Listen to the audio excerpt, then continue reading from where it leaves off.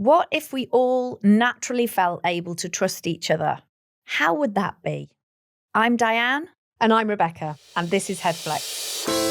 Welcome to Headflex, the podcast where you can listen to real-time coaching conversations to learn more about coaching and yourself. Join us, Rebecca and Diane, coaches with years of experience, to flex the sometimes messy hot topics in the workplace that we don't always talk about. Today we're talking about the power of trust, how building trust can be the superpower for high performance and speed up success. Lack of trust can really hold organisations and relationships back. Second guessing, making assumptions and double checking can slow things down, as well as stifle free thinking and great teamwork. So we're going to talk about today how we can benefit from building more trust, unlock great thinking, improve relationships and performance, and thinking about how we build more trust and do it better. So I'm thinking, this is a vast subject, isn't it? So where I'd love to really start is around, what happens when we don't have trust, kind of what goes on within a team or within a sort of work relationship in that respect. What have you noticed, Diane? Yeah, I think when there's low trust, I think, I mentioned the word stifle there in the introduction. I think it is quite stifling. I think people feel they need to self-protect and they go into that self-preservation mode. And I think there is some brain science to back this up, isn't there? I think that feeling of being threatened, that brain's threat circuitry kind of kicks in, which affects people's working memory, it narrows attention, and it does stifle that ability to be more creative and to think more freely. So I think, naturally low trust isn't a great place for people to thrive.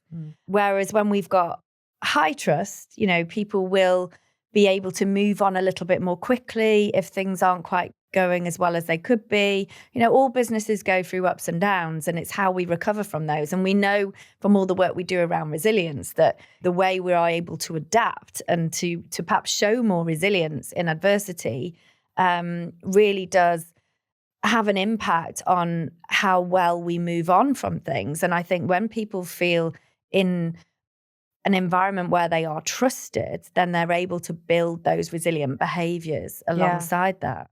Yeah, because I think, like when you're sort of almost hijacked on you, when you're in that threat response, when you feel like trust isn't there, you're less able to access this really useful kind of part of your brain, your prefrontal cortex. So your resourcefulness is diminished, and therefore you're less able to, have a perspective, see the options, think really well. So it really does kind of shrink that really useful part of your brain when you feel under threat, where there may be lower trust or no trust within that situation. And I think behaviours naturally become quite defensive and things get hidden or embellished, don't they? When people don't feel free. And I think trust really does sit with that word free. And I think it is freeing. If you really trust someone, you can be yourself. You can be the way you want to be. You can try something new and, take a few more calculated risks on things. And I think that sometimes when we don't have that trust, when people are holding back, essentially, information just doesn't flow very well. If people are hiding things, being defensive, overreacting sometimes because we're not sure what the intention is, then I think we can be in a situation where we hold back information and decisions don't get made well because it's not super clear what the facts are. If there's embellishing and hiding, what are the actual facts? Therefore, what information have we got to go on? What's the data to help us to make the decisions? Yeah. It's also not something like we overtly talk about very much either, is it? We might actually talk about conflict a little in teams, but the word trust is one that we don't necessarily talk about because we want to assume that there's going to be trust and I will trust you and it's going to be okay. And actually takes time to build that trust. It's one of the reasons why, we both at the start of any group coaching, team coaching, training program that we run, we'll always spend time as a group saying, right, what do you need from each other to be able to feel okay in this session? What's going to really support you? And just that idea of that starts to build trust. It doesn't transform trust, don't get me wrong, but we overtly might use the word, what do you need from each other to trust each other today?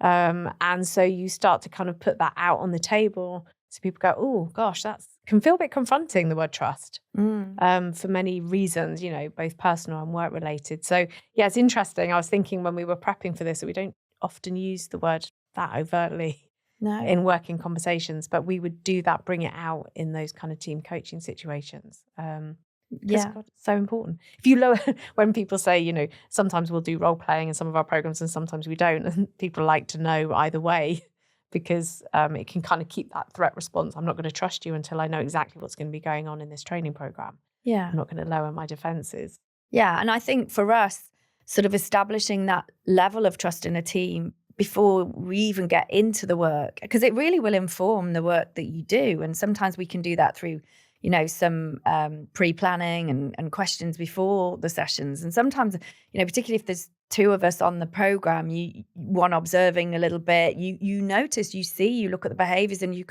you tend to get an idea where we are in the trust level. And that really informs, where we can move the session to, because it is so important if we're going to do some, challenging work, that the trust is there. Because if the defenses go up, then you don't get through the walls, so therefore it's not the right work. So it is interesting, and I do, and like you say, it is an emotive word. Nobody really likes to admit I don't trust you.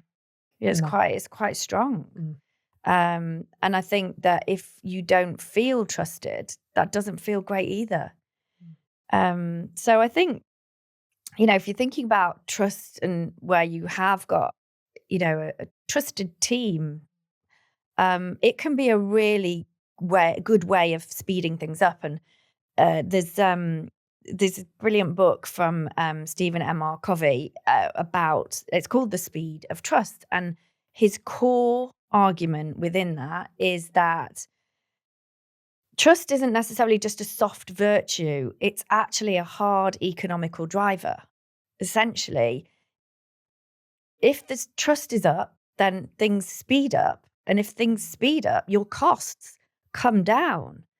Because if you think of all the work that has to happen where there isn't trust commercially, if you were, for instance, even thinking about, look at it in a context of individuals, if you're buying a house, we have to put all this time and effort and money into using, lawyers to check stuff, If we could just trust that everything was as it should be, that cost would be gone and that time would be minimal. And if you look at that in a business context, time is money.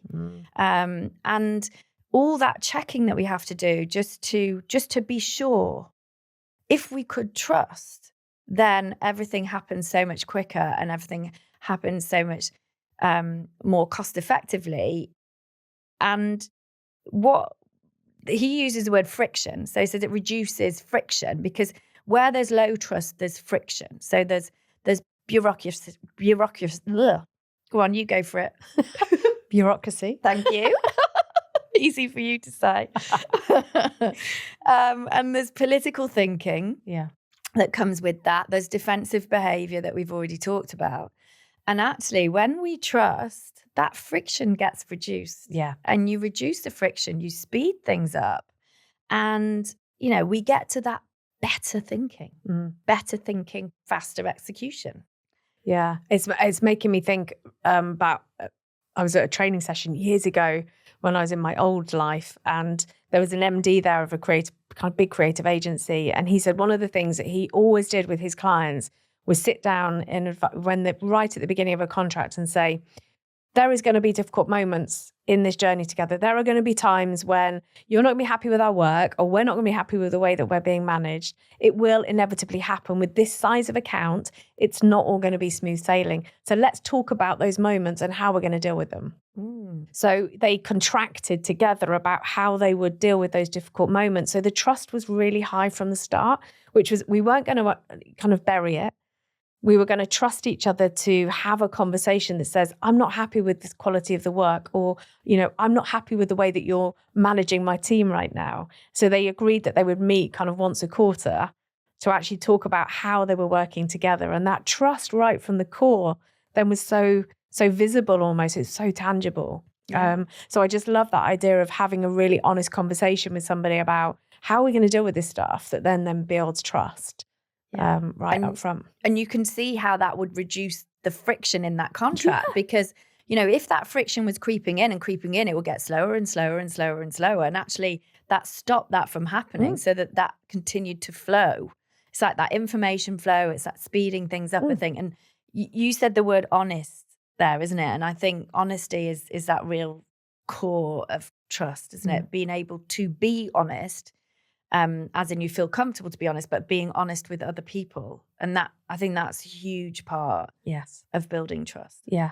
Leaders often want to kind of avoid maybe having a difficult conversation with them, but ultimately it just erodes trust with your team, because they know that something's wrong, right? People aren't silly. They can pick things up.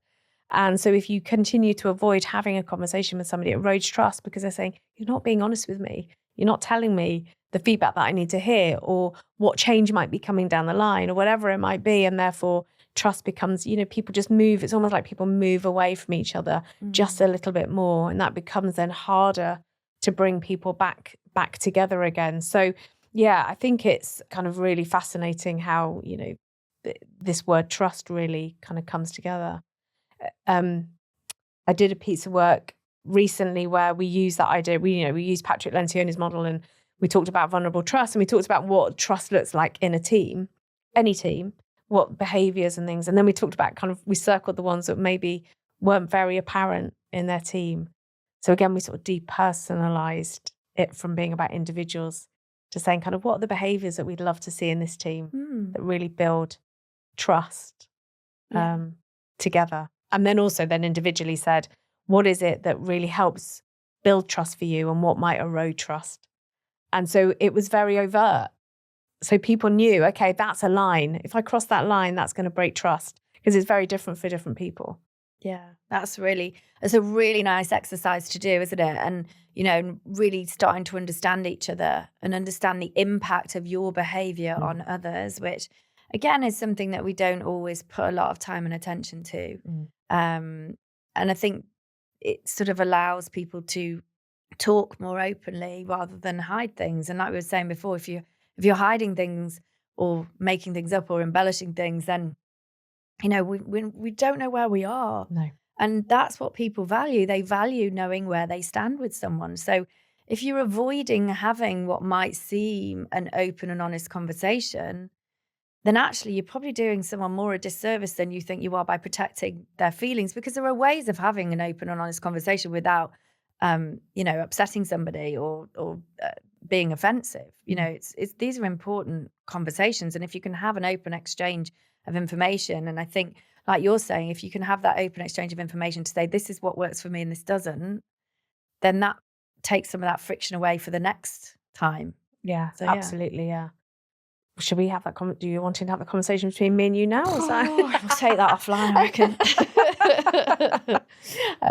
So I think there's something really powerful about how you talk about trust within your teams, but also being very aware of your own behaviors and noticing when maybe the things that you're doing are eroding trust, and how you might adapt your own behaviors and way of doing things to kind of meet somebody midway. And it doesn't just go for your teams like we talked about. It goes for, working with other stakeholders and suppliers and clients. How is it that you are building trust that enables you to create a really healthy, economically viable, sustainable relationship? Because this is, hard commercial sense, isn't it? Yeah. At the end of the day. Yeah. And I think, hiding things from those different commercial relationships often will erode that level of trust, which will make that renewal of the contract or whatever it might be a whole lot more difficult. Yes. So, yeah. And I think when we think about how we do this better, then I think the word that's popping up in my head is consistency. Doing what you say you're going to do, doing it well, being reliable so that people know that actually, no, if that's what they've said, that's going to happen. Inconsistency can cause all sorts of tricky relationships, I think. Yes, yeah. And that goes to anything, doesn't it? Like if you've got building works or, a plumber coming around or, whatever, it's those elements of consistency. So I get the message, Diane. I promise I'll be more consistent for you in future. Be delivering and things. But yeah, I think, consistency and accountability, showing up, this is how I'm going to be, and I think there's something around, when we're doing team coaching, one of the things I say to people is, how are you kind of landing in this room and how are you going to keep showing up for each other? What's your intention today to be here?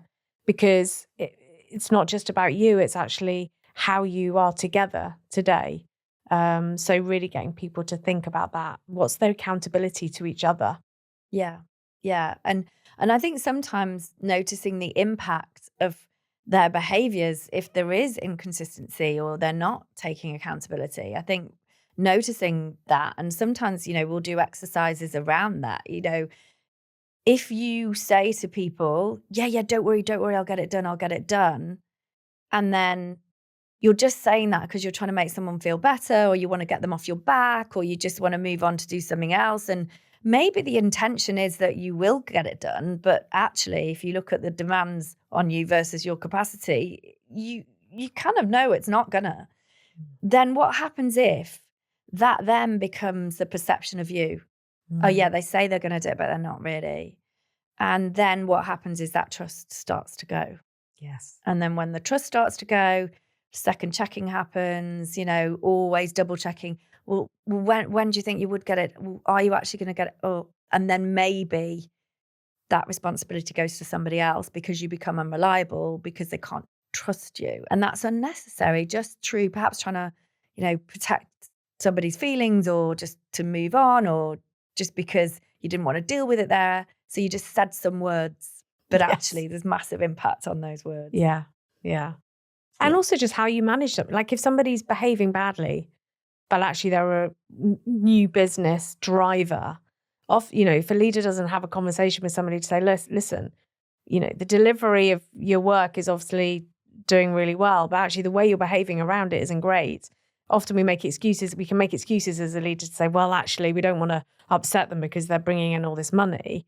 For the rest of the team, that's totally destroying trust, because they're saying, what, you're going to allow them to behave like this because of this, but you're not going to protect us or, not give us a voice in this situation. So it's a really difficult balance, that one. But there are ways to have those sorts of conversations that I know I've certainly had kind of coach leaders through managing kind of difficult, tricky people who are also high performers from a delivery perspective, but the how they do it is leaving kind of people in tatters behind them. So then how do you have that conversation that builds trust with everybody, not just tries to hold on to, one person? So yeah, it's complex sometimes. Yeah, that scenario you've just explained there, I have seen that so many times, and it's often someone you're coaching that works alongside that person that notices the way that they are being treated, and it is different, and there is inconsistency therefore in the way they are able to operate compared to what should be, an agreed team culture. And perhaps that person can see eroding relationships with client partners that, will have a long-term effect on the sustainability of the business and a long-term effect on them possibly, and what happens to them going forward. And therefore that short-term gain without actually the consistency of, no, this is how we work and this is the integrity of our team, and protecting that can have huge impact, can't it? And that's something that, I've been on both sides of the fence actually from a coaching perspective, and it's a difficult one. Yeah, it is. So trust, shall we go into our questions then to enable people to think about this. It's an important subject, and one not to be sort of taken lightly, really. Yeah, So, yeah. As we said that at the beginning, it's a big word, trust, and it's hard to admit you don't feel trusted or you don't trust other people's. And it's something that I think in leadership we need to put attention to. You know, lots of the leadership training courses that I do, that word comes up all the time. You know, a lot of things stem from there, and I do think it's a biggie. So yeah, maybe have a think about trust for yourself. So each episode we offer 3 coaching questions to help you self-coach on the subject we've discussed. A little time to pause and think about how you can use what you've heard today in your working life.